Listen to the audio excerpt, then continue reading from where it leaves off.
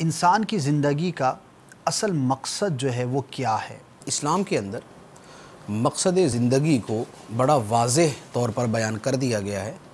دنیا میں یہ اس موضوع کے اوپر تمام لوگ ہی کلام کرتے ہیں جی، یعنی خواہ وہ مسلمان ہیں یا وہ مسلمان نہیں ہیں، جی، اور خواہ وہ دین کو مانتے ہیں یا دین ہی کے وجود کے منکر ہیں، یعنی بہت سارے وہ لوگ کہ جو دین ہی کو تسلیم نہیں کرتے، دہریہ ہو گئے، جی، لیکن مقصد زندگی پر وہ بھی کلام کرتے ہیں بے شک، کہ زندگی کا مقصد کیا ہے۔ جی، قرآن پاک کی روشنی میں بڑا واضح طور پر ہمیں یہ پتہ چل جاتا ہے کہ زندگی کا مقصد کیا ہے، اللہ تعالیٰ نے کائنات کو کیوں بنایا، آسمان و زمین کیوں پیدا کیے گئے، انسان کیوں وجود میں آیا۔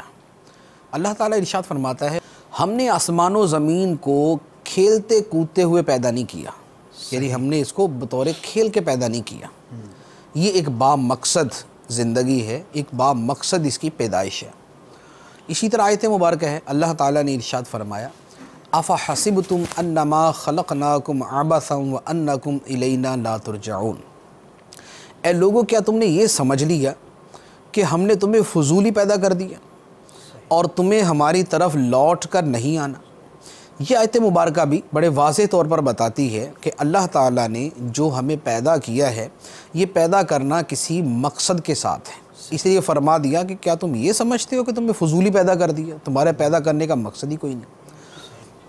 اب وہ مقصد کیا ہے زندگی اور موت کی پیدائش کا، انسان کی پوری زندگی کا؟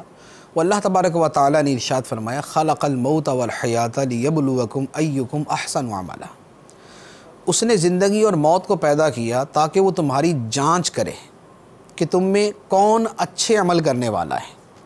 یہ بڑا واضح طور پر بتا دیا گیا کہ انسان کی تخلیق کا مقصد اس کے اعمال کی جانچ پرکھ ہے۔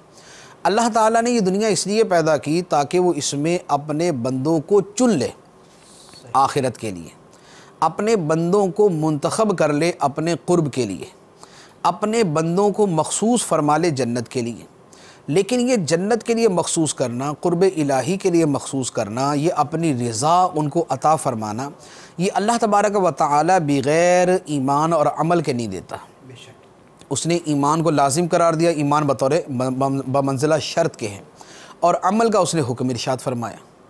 اب وہ اچھے اعمال کیا ہیں اس کے لیے بہت ساری تعبیرات ہیں، جو فرمایا لیبلوکم ایکم احسن عملا، تو اب وہ احسن عملا اسے اعمال صالحہ بھی کہتے ہیں اور اس کے لیے دیگر الفاظ بھی استعمال ہوتے ہیں۔ لیکن قرآن پاک میں جہاں مقصد تخلیق کو بیان کیا گیا وہاں اللہ تبارک و تعالیٰ نے بطور خاص ایک لفظ بیان فرمایا، اور وہ ہے عبادت۔ چنانچہ فرمایا وما خلقت الجن والانس الا لیعبدون، میں نے جنوں اور انسانوں کو صرف اس لیے پیدا کیا کہ وہ میری عبادت کریں۔ یہ وہ یعنی جامع ترین الفاظ ہیں، اور یہ وہ قرآن پاک کے بڑے واضح، بین اور صریح الفاظ ہیں جو مقصد زندگی کو بیان کرتے ہیں کہ جنوں اور انسانوں کی پیدائش کا مقصد اللہ تعالیٰ کی بندگی ہے، اللہ تعالیٰ کی عبادت ہے۔ ٹھیک ہے، اور اسی پر اللہ تبارک و تعالیٰ نے پھر بار بار قرآن پاک میں فرمایا انی انا ربکم فاعبدون، بے شک میں تمہارا رب ہوں تو تم میری بندگی کرو، میری عبادت کرو، اور پھر اس طرح کی دیگر اور آیات مبارکہ بھی موجود ہیں۔